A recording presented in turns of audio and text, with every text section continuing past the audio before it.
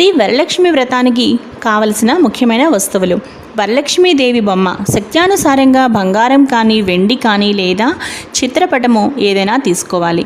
వరలక్ష్మీదేవిని కొంతమంది కొబ్బరికాయకి పసుపు పూసి బొట్టు పెట్టి కలశంపై పెట్టి పూజిస్తారు. మరికొందరు ఈ విధంగా తయారు చేసి పూజిస్తారు. ఎలా అంటే, కొబ్బరికాయకు పీచు తీసి కాయను చక్కగా, అంటే కొబ్బరికాయకు చుట్టూ చక్కగా పసుపు రాసి ముక్కు చెవులు అమర్చి అలాగే చక్కగా కాటుక పెట్టి ఈ విధంగా చక్కగా తిలకం పెట్టి దాని తర్వాత చిన్న నోరు కూడా మనం చక్కగా పెట్టి, అంటే అమ్మవారి రూపురేఖలు మనం చక్కగా ఆ కొబ్బరికాయ మీద తీర్చిదిద్దుకుని ఈ విధంగా మనం ఒక వెండి కలశం మీద కానీ రాగి కలశం మీద కానీ చక్కగా మనం ఒక శుభముహూర్తంలో ఆవాహనం చేసి అప్పుడు మనం అక్కడ కలశ పూజ చేస్తాం. కాబట్టి ఈ విధంగా మనం ఒక కొబ్బరికాయని ఈ విధంగా రెడీ చేసుకుని చక్కగా అలంకరించుకుని పక్కన పెట్టుకోవాలి. దాని తర్వాత ఇక పూజకు కావాల్సిన వస్తువులు ఏమిటో ఇప్పుడు మనం తెలుసుకుందామండి. పూజకు బంగారం కానీ వెండితో కానీ చేసిన ఒక కాసు, అంటే మనం అమ్మవారి దగ్గర ప్రతి సంవత్సరం ఏదో ఒక కొత్త ఆభరణం పెట్టుకుంటాం కాబట్టి అలాగే ఏదైనా ఒక మంచి ఆభరణం కానీ మీకు ఏది వీలైతే అది అమ్మవారి దగ్గర పెట్టుకుని పూజించుకోవడానికి ఒకటే అన్నమాట. అలాగే కొందరు ఏం చేస్తూ ఉంటారంటే ఒకసారి తీసుకున్నదే ప్రతి సంవత్సరము అమ్మవారి వద్ద ఉంచి పూజిస్తూ ఉంటారు.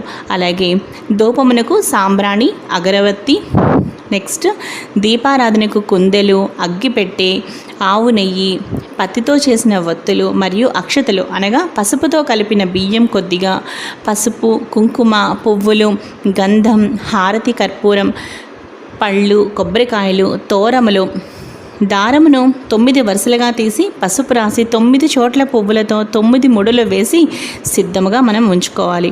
ఎందుకు అంటే తోర పూజ కోసం అన్నమాట. ఇక నివేదన కోసం ఏంటి అంటే, స్త్రీ దేవతారాధనకు ప్రత్యేకంగా చలిమిడి అనగా బియ్యం పిండి బెల్లంతో చేస్తాము. అలాగే పానకము శుద్ధమైన నీటిలో బెల్లం కలిపి యాలక్కాయ అలాగే మిరియాల పొడి కొద్దిగా కలిపి మనం మహానైవేద్యం కొరకు మంచి భక్ష్యములతో కూడిన 9 రకాల భోజనాలు, అంటే 9 రకాల పిండి వంటలను తయారు చేసి నైవేద్యము పెట్టిన తర్వాత 9 రకముల పిండి వంటలు, అంటే 9 రకాల పిండి వంటలు రకమునికి 9 చొప్పున పళ్ళెములో ఉంచి దానిపై తోరమును, తాంబూలమును అనగా 3 తమలపాకులు, వక్క, పండు, పువ్వులు పెట్టి ముత్తైదువునకు వాయనం ఇవ్వవలను. శక్తి ఉన్నవారు జాకెట్ గుడ్డ కూడా పెట్టవచ్చును. వ్రతం పూర్తయిన తర్వాత ఆ రోజు సాయంత్రం వీలైనంత మంది ముత్తైదువులను చక్కగా ఇంటికి పిలిచి తాంబూలం ఇస్తాము. ముందుగా మనకు కావాల్సినవి అయితే చక్కగా ఇవి తీసుకున్నాం కదా ఫ్రెండ్స్.